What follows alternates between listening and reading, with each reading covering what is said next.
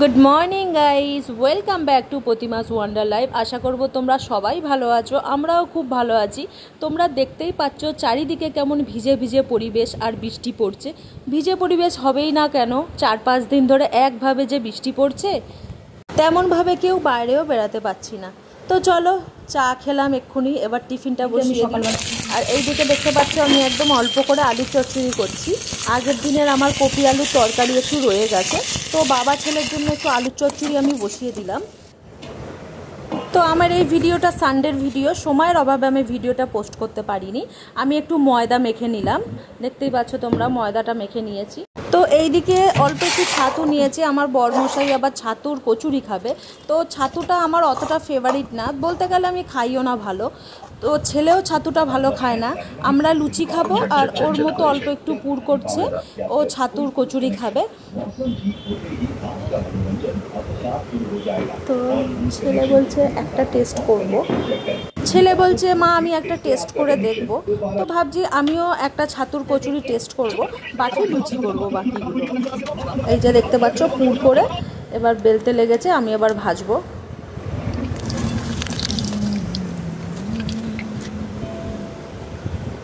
তো টিফিনটা খুব তাড়াহুড়ো করে করছি, ছেলে খুব তাড়া দিচ্ছে, সারা সপ্তাহে আঁকে না, আজকেই আঁকার আন্টি আসবে, তো আজকেই ওর মনে পড়ে গেল যে আমাকে আঁকতে হবে, আমাকে আগে টিফিনটা করে দাও। তো একে স্নান করে আন্টি আসবে, আন্টির কাছে বসবে, আর আমি একটু চা আর কেক দিচ্ছি টিফিনে। তো চায়ের সাথে বিস্কুট খায় না, তো তার জন্য কেকটা আমি দিচ্ছি। বৃষ্টিটা একটু কমেছে আর আমি একটু যাচ্ছি বাজারের দিকে, সরি বাজার বলছি, বাজার হয়ে গেছে, দোকানে যাচ্ছি। তো আমাদের এখানে 2-3 দিন ধরে একভাবে বৃষ্টিটা হচ্ছে। তো যে যেখান থেকে দেখছো তারা প্লিজ কমেন্ট করো তোমাদের বৃষ্টি হচ্ছে কি না ওইদিকে, আর ভিডিওটা স্কিপ না করে দেখতে থাকো। ভালো লাগলে লাইক কমেন্ট শেয়ার করে দিও। দেখছো চারিদিকে কিরকম ভিজা ভিজা অবস্থা, বলতে পুরোটা বৃষ্টি কমেনি, হালকা হালকা পড়ছে। তাও আমি একটু বেরিয়েছি, একটু দরকার আছে, দোকানে যাব। তো চলো, আজকে বিরিয়ানি হবে, বিরিয়ানির চালটা আমি ভিজিয়ে রেখে দিয়েছি, আর ওইদিকে মাংসটা ম্যারিনেট করেছি, দই পেঁয়াজ টিয়াজ যা লাগে যাবতীয় সব কিছু দিয়ে ম্যারিনেট করে আমি 1 ঘন্টা মতো ঢেকে রেখে দেবো। তো এখানে আমি যেটা প্রত্যেকবারেই ভুলে যাই, আমি দুধের মধ্যে জাফরানটাকে ভিজিয়ে রাখবো। তো আমার মনে থাকে না বলে আমি অনেক দেরি করে ভিজাই, আর খুব একটা কালার হয় না। তো এই জাফরানটাকে দুধের মধ্যে 1 ঘন্টা মতো আমি ভিজিয়ে রাখবো, তারপরে কিন্তু খুব সুন্দর একটা কালার হয়।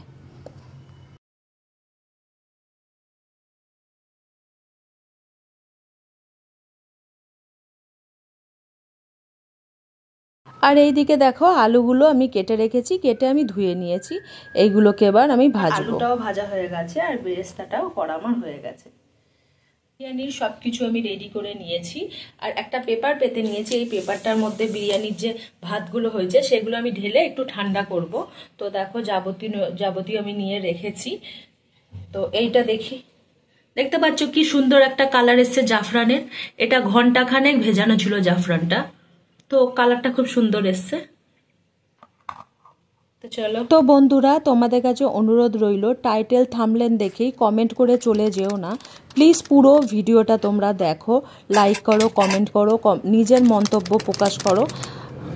ভিডিওটা পুরো না দেখে তোমরা মন্তব্য প্রকাশ করো না, এতে উভয়েরই চ্যানেলের ক্ষতি, সেটা তোমরা ভালো রকমই জানো। তো আশা করব আমি এইটাই, যে পুরো ভিডিওটায় আমার সঙ্গে তোমরা থাকো।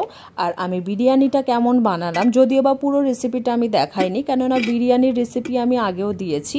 তো কেমন লাগলো বিরিয়ানিটা তোমরা কিন্তু অবশ্যই কমেন্ট করে আমাকে জানিও। আমার লেয়ার করা একদম কমপ্লিট, এবার এটাকে আমি দমে বসাবো।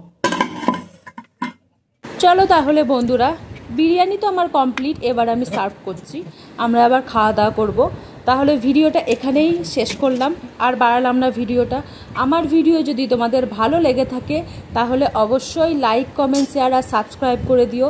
সবাই ভালো থেকো, সুস্থ থেকো, দেখা হচ্ছে আবার আরেকটি অন্য ভ্লগে। ততক্ষণের জন্য টাটা, বাই বাই।